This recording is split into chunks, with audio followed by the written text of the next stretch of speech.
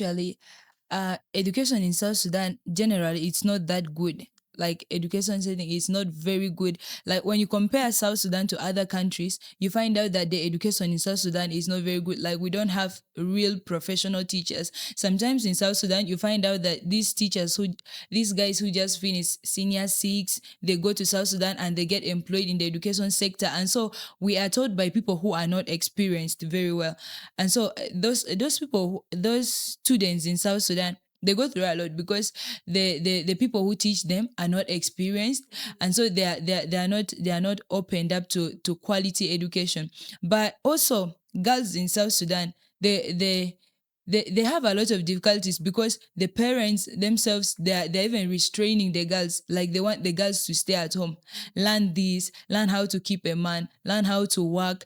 And so parents don't allow their children even to go to school because they look at girls as dowry. In South Sudan, sincerely, mostly they look at girls as dowry. They'll see their girl growing. There's a tendency where if a girl starts menstruating, there's a way the parents start celebrating because they know we're already going to start attracting men to come home for the girl. And so they look at girls as dowry. For that reason, they don't even waste time to take girls to school because they feel the girls will just be preparing themselves for those for marriage. Yeah.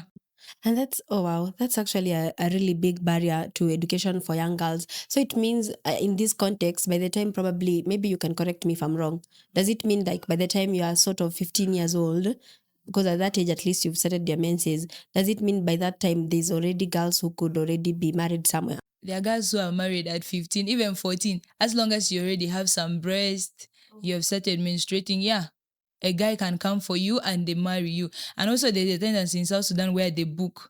So they look at a girl, if a girl is growing at a certain stage, and then a man can come home and say, this one will be my wife.